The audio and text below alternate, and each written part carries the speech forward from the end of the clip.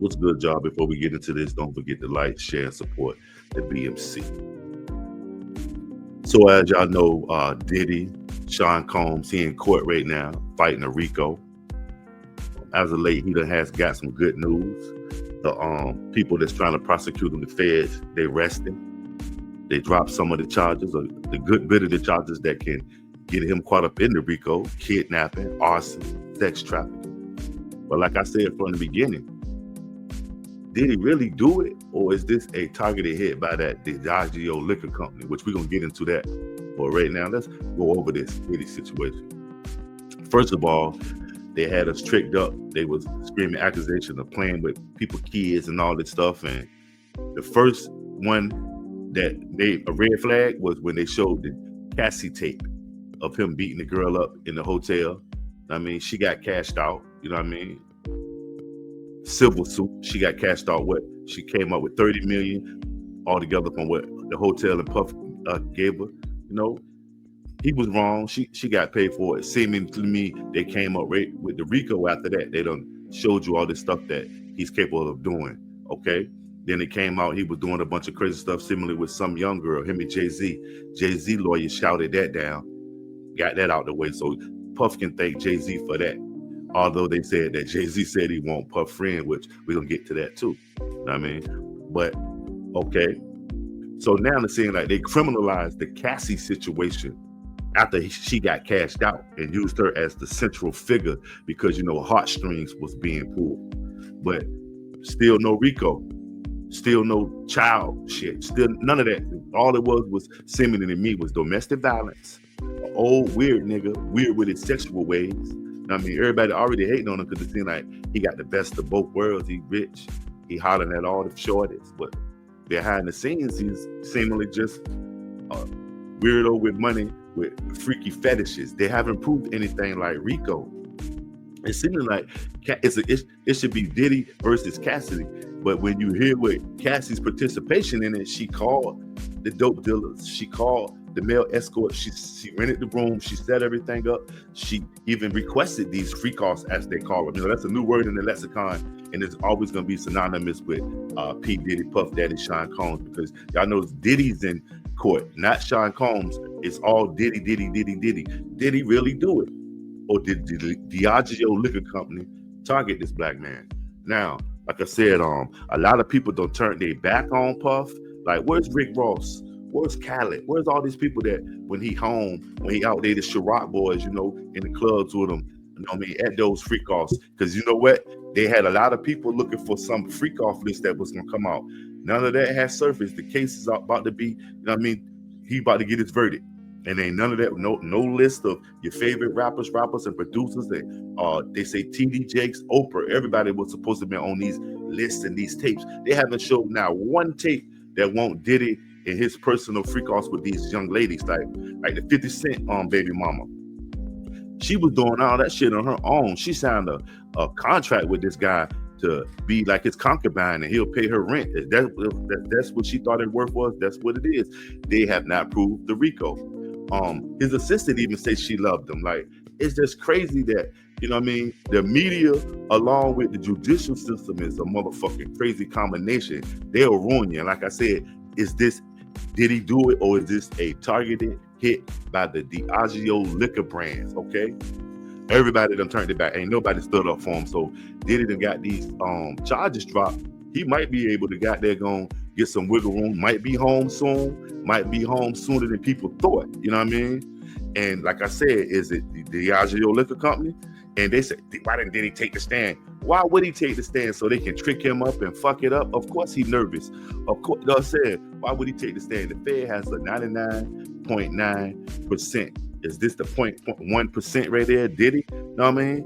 But I think it's a pattern. And if you believe me, if you agree with me, I think there's a war against wealthy black men. You know what I mean? You still a nigga type of thing. Like they done Diddy. They tried to come at Jay-Z, Tyler Perry a couple of days ago, Shannon Sharp, Antonio Brown, Lil Durk. The list goes on. Some of these maybe they kind of set it up put themselves in the line of fire, but still the trap is set. Whether, you know what I mean, whether they trip over it or they got to shake him up and frame him up for it, as we see with this Diddy shit. Because shit, if they got him so pent on it, why is the capitulation almost saying like they trying to negotiate with him? And but see, us being and I'm saying us because it happens, clout chasers, and we live off the media now. We don't listen to Diddy music. We don't listen to Kevin Hart jokes. We don't watch football no more. We wait for the toxicity in their life, and that's what attracts us to them now. How toxic can they be? How much trouble can they get in? Whose life is the media gonna ruin today? Like, the music ain't selling, and you can't tell me one hot song is out, but you can tell me everything going on with this Diddy case, because that's the only thing pumping in our media now. And Jay-Z told you that all we got is sports and entertainment. Without that, we'll be nowhere. And that's what they're saying, like they coming at the black culture power structure where the money is being made. And like I said, media and entertainment, they pay us to make them laugh. They pay us to entertain them. I mean, that's what we is to them. So that's just my opinion. But okay, it all goes back to, why was Diddy even going to court for all this stuff? And we're gonna get to that. But check this out. Guilty or not, this is what I want to say. He fucked up. His name is Mud. Is going to be synonymous with freak-offs. Baby oil. The baby oil ain't even come up in the fucking court case yet. Baby oil, freak-offs, beating that girl, and just weird shit that they haven't proven. All they prove that he's a dysfunctional old head that'll blow somebody car up for messing with one of his breezes, and that he like to look, he like to watch. He's a watcher. He's a warrior, as they call it. Voyeurism. That's his thing. But you know what? So far, they ain't proved nothing that a lot of other people ain't doing, or worse. Like I was looking for the baby shit or the little kid shit, and that it's been refuted. All it's been looking like to me is the criminalization of the Cassie situation. You know what I mean? But you got to look at this. Jay-Z and Diddy had sued the liquor brands. Jay-Z sued Bacardi. They ended up getting $2.5 billion. That's how he became a billionaire. He ain't not a billionaire for selling records, Rockaway, none of that shit. That shit made some bread. But the billionaire thing came when Jay-Z sued Bacardi. Puff also went at Diageo Liquor. The liquor company, they own everything behind the bar. Puff didn't create Ciroc. He rebranded it, rebooted it, and got it popping. And y'all know that. But the thing is, Diddy did it to himself. He said they was putting him in the urban brand, black folks in the hood, and not getting him international. But he did it too, because look at who all the Ciroc boys was. Rick Ross, Meek Mills, DJ Khaled, cats like that in the club with the sparkle shit and the Ciroc and shit. I knew it was going down here when they had the whipped cream flavor. Like, sheesh, who the fuck want to drink whipped cream vodka? Like, come on now. But Diddy asked them folk for more. Show me the books. The same as with Jay-Z. They showed Jay-Z the books. He was only asking for like, what, $1.5 billion? They fought around and told him, no, we'll give you $600 million. Chuck in the court got $2.5 billion. Look it up. Also, with the puffy shit with Diageo, the money he asked them for was just dropping the bucket of what they really owed them. And now with these brothers pulling the skirt off of these $1 trillion companies, you know what I mean, exposing that they've been getting over on all of us, like the biggest shit. Jay-Z and Puffy, the biggest promoters, they the biggest. So imagine what they're doing to everybody else. You know what I mean? We're not getting our just due. So that's what that was. And the runoff of it was a war. They probably had private investigators and all kind of shit investigate Jay-Z, Diddy, finding out all this stuff. And we are, like I said, media hounds. Now all this shit come out, like I said, they showed you he whooped Cassie ass. Okay, we all on that, oh shit, Diddy wild as fuck. Then they spread the sprinkle room. They got all the pictures of Justin Bieber running around with his shirt off. Like, oh shit, he was up. And now when I go back to the OJC dude, and then start, you know what I mean? They set you up for it. Now this is a $1 trillion company. They fight different from niggas that's just mad with you and your homeboy, y'all friends again. This is a $1 trillion company. They just got exposed that they've been taking money from black people. From since the conception of all that shit, that we was heavy brand buyers and heavy brand folk, that, I mean, people listen to what we buy and they watch what we buy. So now Puff asked for a little bit more, Jay-Z asked for a little bit more. They like, huh? No, it ain't nothing. And then fucking around and get some. So after they got the money out to people, right? Now these Europeans is like, shit, we gonna get it back, but now we don't want the money. You know what they want? They're gonna make sure that Diddy or anybody else cross them can never make money again. Because for the simple fact is, now his name is synonymous with baby oil and all kind of freaky sexual acts. And so now he's no less a joke to us. He's a comedy act when we should have been standing with him like, hold on. Because there's a lot of y'all, like I said, turned y'all back on this dude. DJ Khaled, Rick Ross, Meek Mills, even they say Jay-Z say, I'm not friends with him, huh? If you're not friends with him, why are y'all hanging out so much? And why is there so much, you know what I mean, content with him? Was it a business thing or what? You know what I mean? So I say that all of this investigation that for the fight for the Diageo and all that stuff, that was the runoff of it. Okay, get him now. Get his shit to the feds. Let him, since you think he'll get away with it. And because they ain't go back to no J-Lo ain't pop up and Cross and Shine up or nothing. No, maybe he killed Big and Pac. Nothing. He never paid his artists. He did this and that. All this shit revolved around Cassie. You know what I mean? And they thought that was going to be enough. And Puff might come home. So are the dynamics going to change? Is they going to throw Puff a coming home party? Or is he still going to be shunned in the hip-hop community? Because right now, y'all, all y'all hip-hoppers, all y'all people that's getting money, y'all moguls and shit, you might be next. Because you see how they playing, and you might regret fucking with Puff because they didn't fuck with his empire. He coming off of Fruit Millie, but seemingly he coming with something. He still is intact. They ain't crushing like they thought they was, and seemingly they ain't got nothing on them if they capitulate and they cooperating with him. Like I said, I think it's the Diddy versus Cassie civil suit that's being criminalized. I mean, that's all it is, and it's all to get back at him for going at that liquor company. You know what I mean? The feds, 99.99% conviction rate. When they get you, they got you. You know what I mean? I don't see it happening. And I salute Puff, keep fighting. I'm not condoning what he did because they did show him beating the girl. I mean, I can't condone, and I shouldn't even be speaking on what another nigga doing behind closed doors because none of that shit that they got him in court that we heard was out in the open. It was all done in hotel rooms and, you know what I mean, with private escorts. And one time when they say Puff had the mask on, all the fool, Puff was a freaky ass nigga, man. That's all. Puff, you a freak, man. Hopefully he got there, gonna get his just desserts. Whatever happens, happens.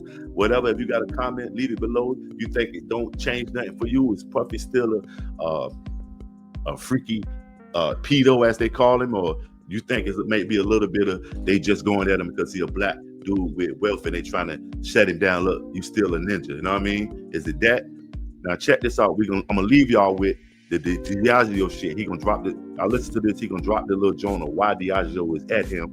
You know what I mean? All he wanted was some more. So leave a comment. You know what I mean? Don't forget to like, share, and support the BMC. That's what it is. So I wanna. All right. So now let's get into this Diageo situation, right? So I want to talk about the relationship with Diageo. So this lawsuit that you brought against them, right? People might not know, but I think Pharrell was the actual first one to sue Diageo, and it was for unfair treatment. So you had a historic relationship with them, 15 years, going back to Ciroc, DeLeon. I never even heard of Ciroc until you started doing the commercials, blew it out the water. Then you had DeLeon, and everything looked like it was on the up and up, owned by a black man and all that. So a lot of people was confused when the lawsuit came about. You shared some information with us when we came to your house that we wasn't aware of. So can you really talk about that? Because I think it's a very interesting case study for entrepreneurs to understand. Definitely. The situation's in the courts now, so I'm gonna share with y'all what I can. This is all public record. But basically, I was called to have a meeting with Diageo, and they knew that I was kind of killing things in the culture, and they were trying to fix their diversity problem. And through that, a meeting was set up, and I told them, you know, I want to be an owner, that I have these ideas from promoting parties at Howard, just remembering that I will always get the door and never get the bar. And so I said I have aspirations to have black-owned brands owned by black people behind the bar and a part of your organization. They're the biggest distributor of spirits in the world, biggest maker of spirits in the world. So we get a test project. I'm looking at their portfolio, and they said we could start something from scratch. But I'm looking at their portfolio, and I remember one night I was having a great time with Ciroc. I had some Ciroc. It was made by grapes. And I remember, you know, having just such the greatest time. And so the light bulb went off in my head. I said, I don't want to wait and develop nothing. Let me show you what I could do with Ciroc. Let me show you how I could turn your revenue around. They were losing $40 million a year. And I went and turned it around and took it to 2.6 million cases from 40,000 cases. Okay? And so this is something that's never been done. Clap it up for that. And so 15 years later, even though I had that success, I was always fighting for Ciroc not to be pigeonholed. Not to be pigeonholed as a black brand, not to be pigeonholed as an urban brand. I already went through that. I went through that with Sean John. They put me in the urban section. I had to go and disrupt the fashion industry, pull up on Fashion Week, and show them what that black excellence swag is about. And that's what we did with Sean John. And so with Ciroc, it was the same thing, get into the spirits industry. No matter what industry I went into, I always came up against this ceiling that they just wanted to keep me in the colored section. I would say for businesses, you have white only business, just like you have white only bathrooms back in the days, and you have black only business. And so my fight is to always make sure that we could just do business. I want to be treated equally like anybody else. And so that's what the fight is about. And it's not me just fighting for me. I'm fighting for us.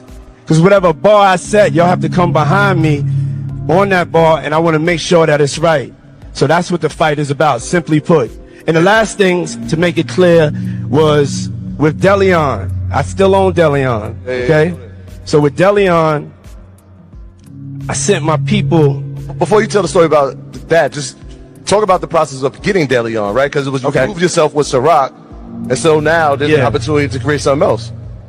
With a lot of, first of all, corporate America is made and built for white men. So when you're going into corporate America, usually your entryway is to help them with their diversity problem. But at the end of the day, you want to be able to open up doors. Sometimes you got to take that opportunity and get in. And so that's what I did with Ciroc.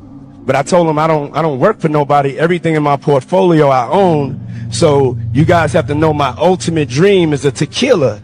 Since I was a kid, I remember drinking tequila, or being afraid to drink tequila at first. Since not a kid, a teenager. Correction, please. Correction. I mean, I was over 21. Yeah. He was 21 at Howard. I remember it. Yeah, but tequila used to have a worm in it. That's how dangerous they used to like market it. But I was like, I really love tequila. This was before the whole tequila craze. So it's like you make a deal. You make a deal like, I'm going to advance this for you so then we could be good partners and you could give me what I want, which is my opportunity for me to own my brand and to be able to build generational wealth for my kids and my people. And I just need the same 24 hours as y'all giving everybody else in your portfolio. And I couldn't get that. I had to send my people down to Mexico, and this is just to tell you what the fight is about. They went down to Mexico, and when they got down there, they found out that there was 0 agave planted for Deleon. So there was no plan for us to be successful. There was no equal treatment. The other brands, they had agave planted. They had no agave planted for me. And sometimes you have to go check even your partners to see what's really going on. And so when I saw that, I was like, nah, I'm going to fight because it's bigger than me. It's about not just me, it's about we, it's about all of us. So I chose my purpose over profit.